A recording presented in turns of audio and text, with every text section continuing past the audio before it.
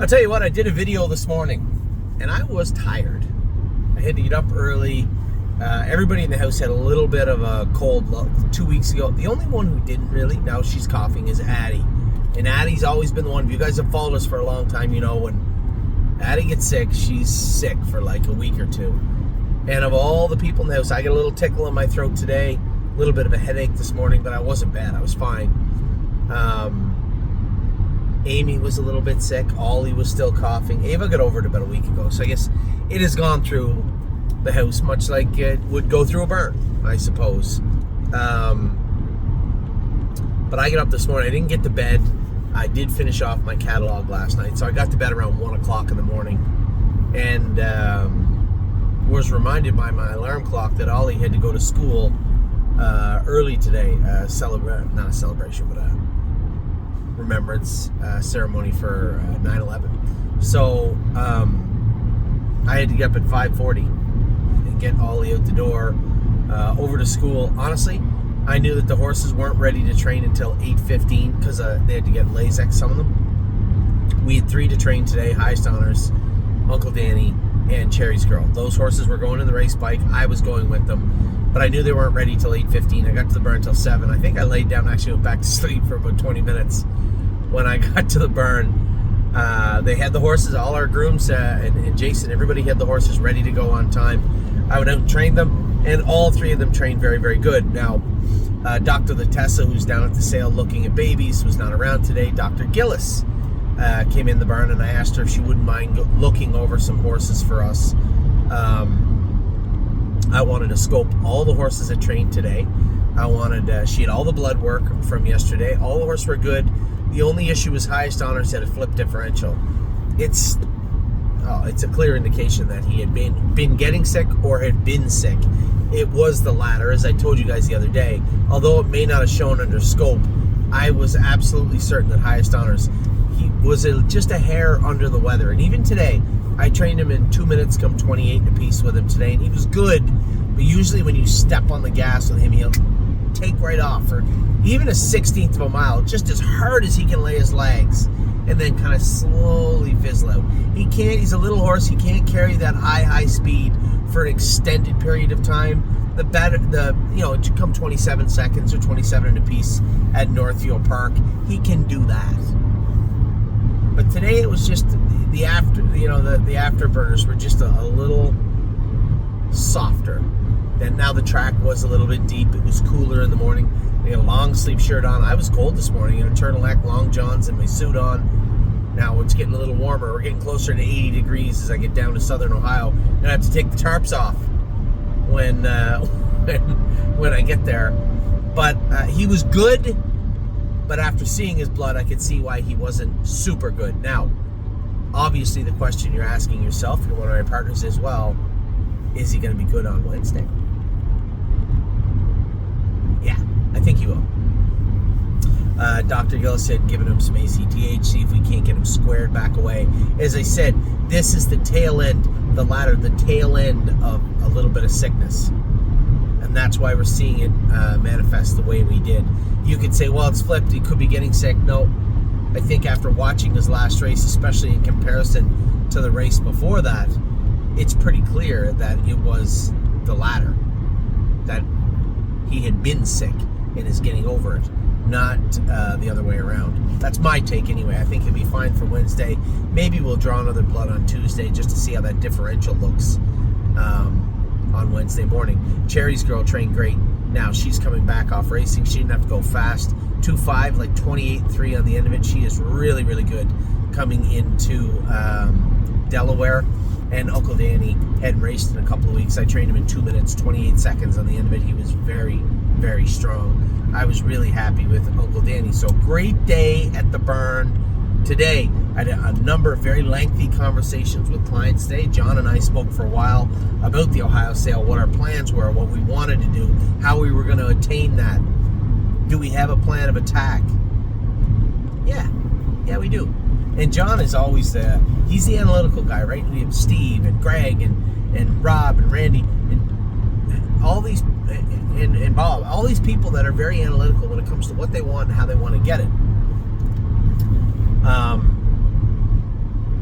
always take away a little bit from everybody when I'm trying to, make my way to the bottom of the ski hill, so to speak, when in the sale season, trying to find the best route down for us, so we can end up with the best possible horses we can for 2026.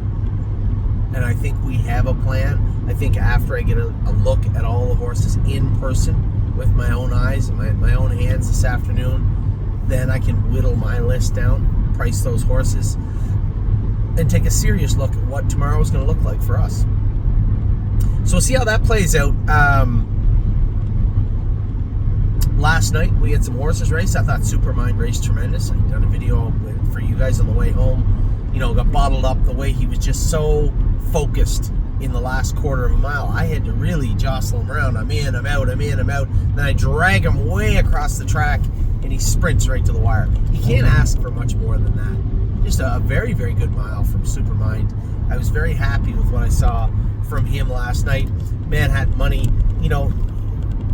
I actually let his hobbles out a little bit last night. We had the 8-hole. I almost took them off him for the race. I told you guys, he just feels like he could go without them right now. I'm glad I didn't, because when I let them out, he was a little choppy coming off the car, catching up, coming to the half. When I moved him 3 deep, I really wish he had just sprinted down the backstretch, but I almost lost him a couple of times. And he was fifth. He raced okay from post 8. There's not much more you can do than that. Had the vet look at him today. A couple of minor little things. His back is tight, his left hind ankle. We're going to do some work on him and get him back in to go.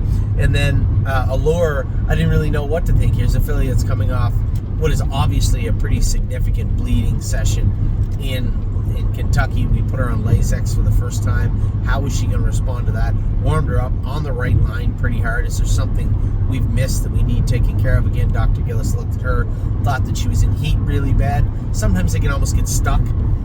From a very layman standpoint, I assume the ovaries are 2 balls that just, I don't know, go up and down, whatever. The vet said no, her right ovary seems like it's bothering her. I gave her a sweat shot, which will bring her into season and then hopefully right out of season. But it almost sounds like when the vets talk about it, that they're stuck in that process. And if you're a female out there, I'm not, but I'm sure many of you are, you can tell what they're talking about is crankiness, right? So on that right line, I thought she raced well. My expectations were guarded going into last night. I thought she'd do well, but I didn't know how well. This is another filly never raced on a half, I don't believe. How would she get around a half? How would she race? How would she do? How would she look? She was good. Give me the 4-hole. Now that we've treated those ovaries, give me the 4 or 5-hole. We'll see how we make it in that class next week. I think you'll see a little bit of an improvement. As I said, first start Lasix, coming off a layoff, maybe 2.5, 3 weeks. We trained her up, but I told you guys last night she would trot 58 in a piece. She did. I figured 58, if I was close, I was a winner. I believe was a statement I made. I was wrong on the right line, a little harder than I thought she'd be. Ended up in a first over position, not the position I'd like to be in, but that was the hand I had to play. I had 2 options at the quarter pole: come first over there, which I did not want to do, or know that Kurt was going to come first over. Best case scenario, he doesn't clear to the front. I end up with great cover. Worst case scenario, which is what happened, he clears to the front and I'm left uncovered. It's just the way it worked out. But she raced really well. It looks like she's going to be a player in that class, especially after what I heard from Dr. Gillis this morning. So very, very happy with all 3 horses last night. Listen, you draw the 8-hole, you really just got to do the best you can do, and I think both horses did that last night. Now today, not a lot of racing today, but we have a couple of horses racing tonight. A couple of horses in good spots. Chicago Hall with the 7-hole, he's 7-2, and Delicious Stone DK 9-5, which is actually picked for second out of the 7-hole at Flamborough Downs. So